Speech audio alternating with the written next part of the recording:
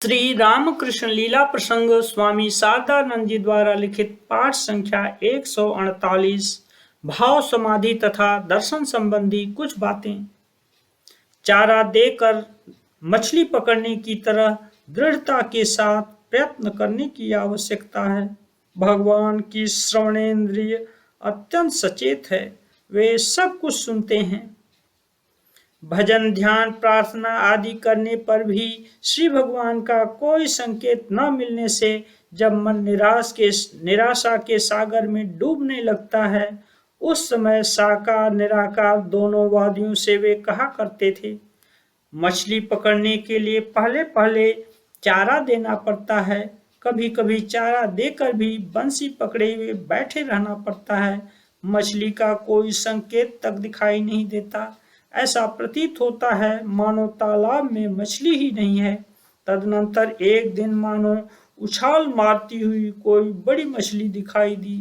तत्काल ही यह विश्वास हो गया कि तालाब में मछलियां हैं अवश्य। उसके बाद मानो किसी दिन बंसी की डोरी हिलने लगी। उसी क्षण यह निश्चय हो गया कि मछलियां चारा चुगने के लिए आई हैं।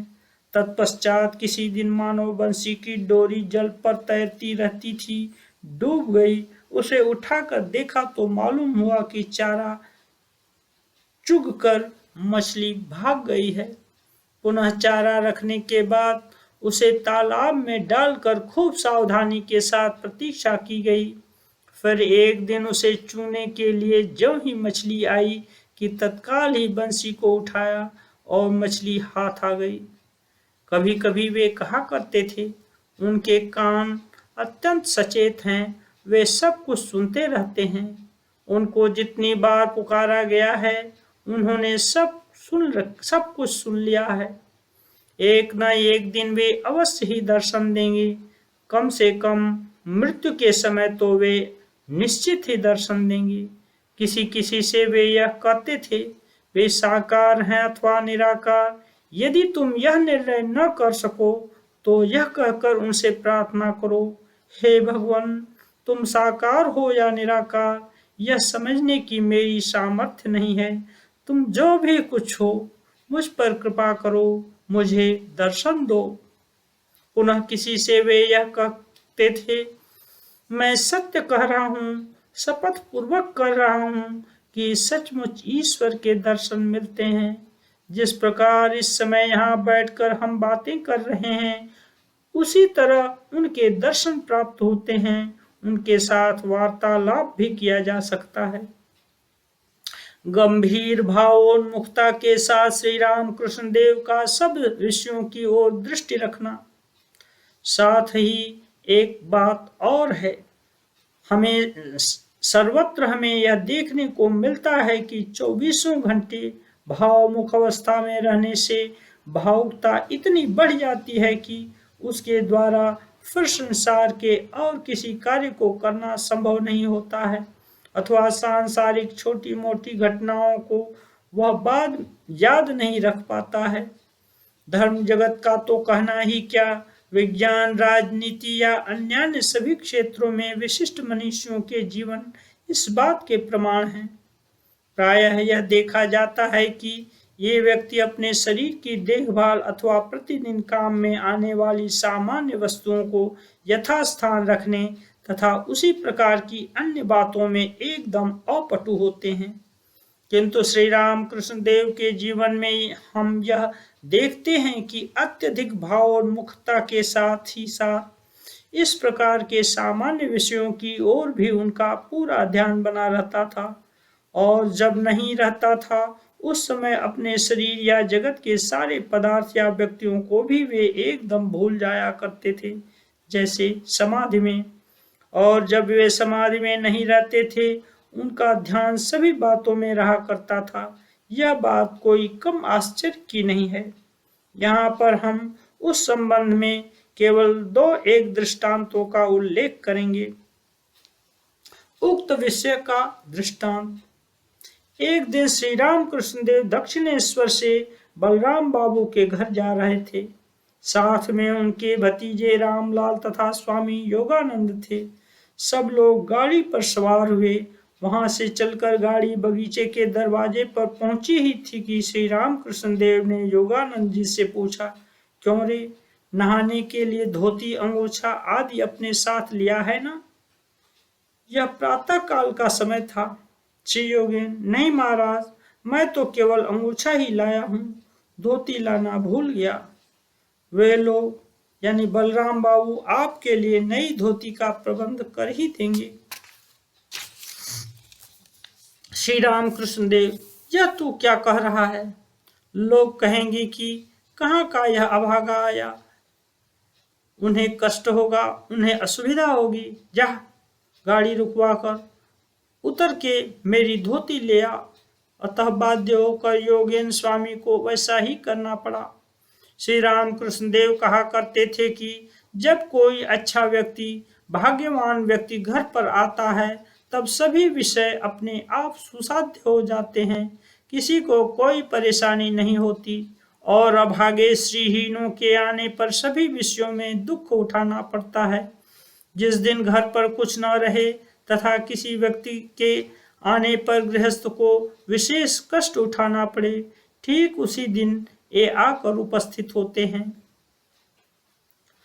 उस विषय का दूसरा दृष्टांत, श्री प्रताप हाजरा नामक एक व्यक्ति श्री रामकृष्ण देव के समय बहुत दिन तक दक्षिणेश्वर में साधु जैसा जीवन बिता रहे थे।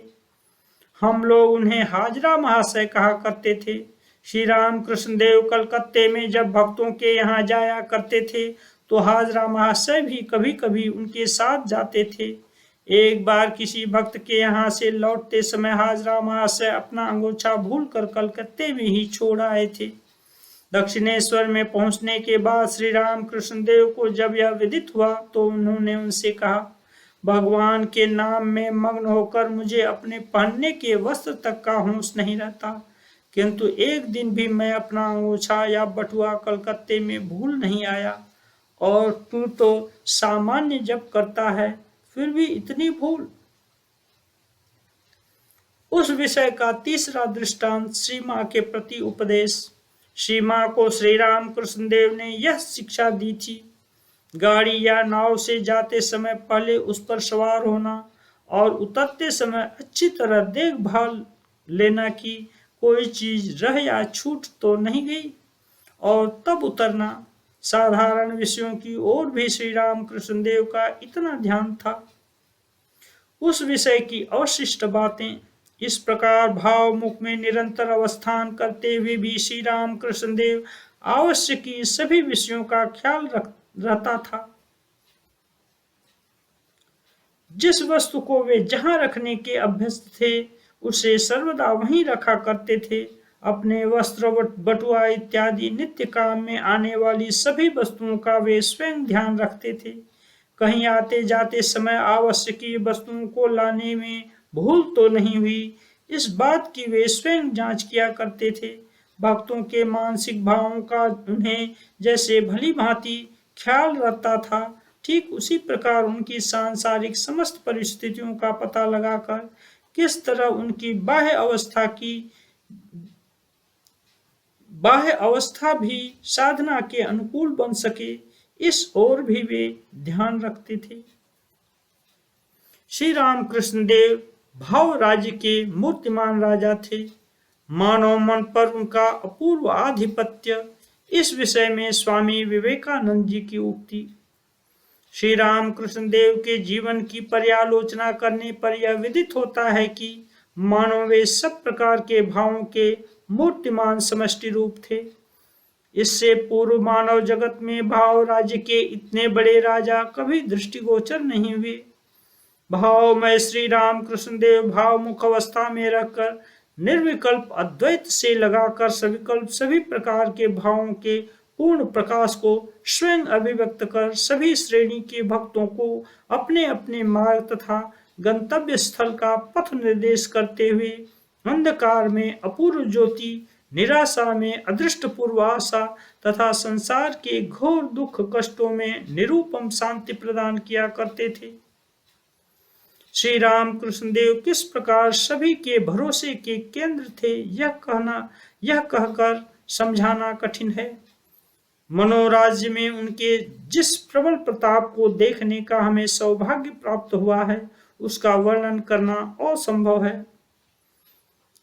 स्वामी विवेकानंद जी कहते थे, किसी तरह मन के बाहर की जड़ शक्तियों को वश में कर कोई चमत्कार मिरेकल दिखाना कोई बड़ी बात नहीं है, किंतु ये पागल ब्राह्मण भगवान श्री रामकृष्ण देव मिट्टी के लौंदे की तरह लोगों के मन को जिस प्रकार तोड़ते पीटते गढ़ते और स्पर्श मात्र से नए सांचे में ढालकर नवीन भावों से परिपूर्ण कर देते थे, मुझे इससे बढ़कर और कोई आश्चर्यजनक चमत्कार मिरेकल दिखाई नहीं देता।